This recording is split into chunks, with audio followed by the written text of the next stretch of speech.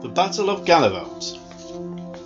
It is hard to exaggerate the importance of the Battle of Gheluvelt that took place on the 31st of October 1914 outside the city of Ypres in Belgium. Field Marshal Sir John French, who was commanding the British Expeditionary Force BEF at the time, said that on that day the 2nd Worcesters saved the British Empire.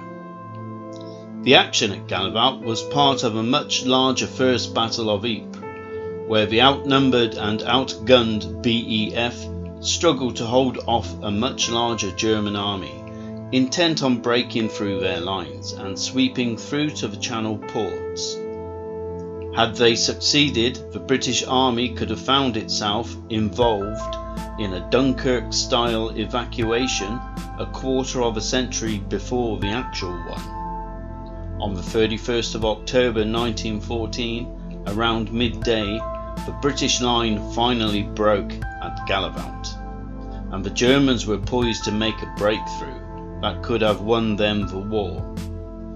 The only British reserves available were the men of the 2nd Battalion of the Worcestershire Regiment, who were sheltering nearby in Polygon Wood.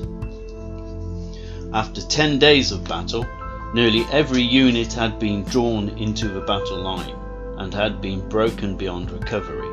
The 2nd Battalion, the Worcestershire Regiment, was the last available reserve of the British defence. At 12:45 p.m, A Company advanced to the railway embankment to prevent the enemy advancing up the Menin Road. At 1 p.m, Major Hankey was given orders to counter-attack. At 2 p.m, with bayonets fixed, the battalion moved off in file. Everywhere there were signs of retreat. The other retreating soldiers told the Worcesters not to go forward as the Germans were coming. The Worcesters alone were moving towards the enemy. 3 companies, B, C and D, tramped grimly forward down into a valley. The 3 companies numbered 370 soldiers in total. The 2 leading companies broke into a steady double and swept forward, the officers leading, and behind them their men with fixed bayonets in one long irregular line.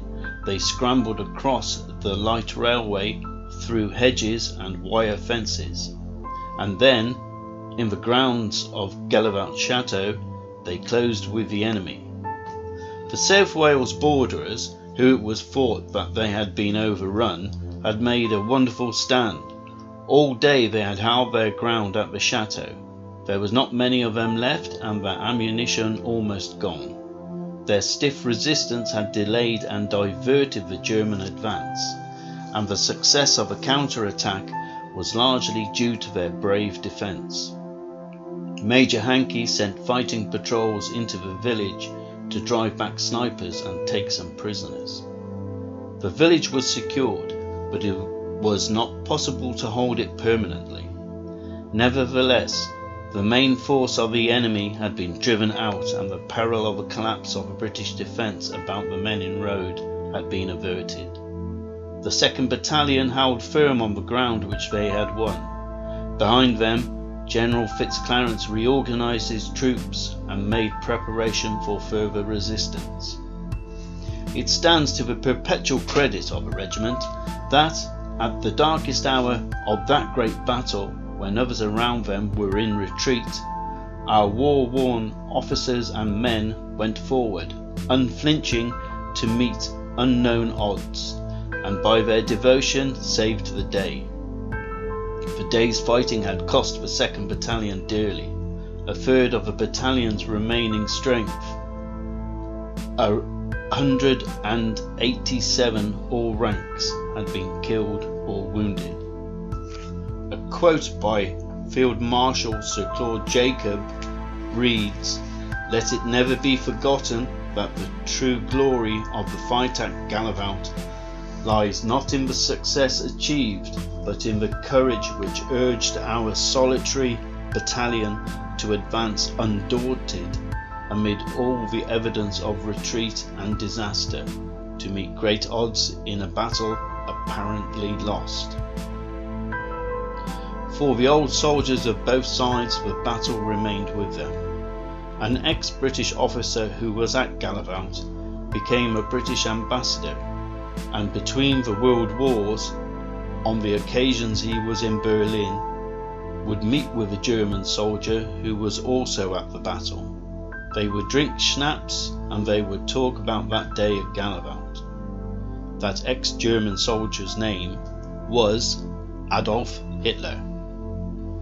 On the 17th of June 1922, Field Marshal the Right Honourable John French, 1st Earl of Ypres, opened Gheluvelt Park.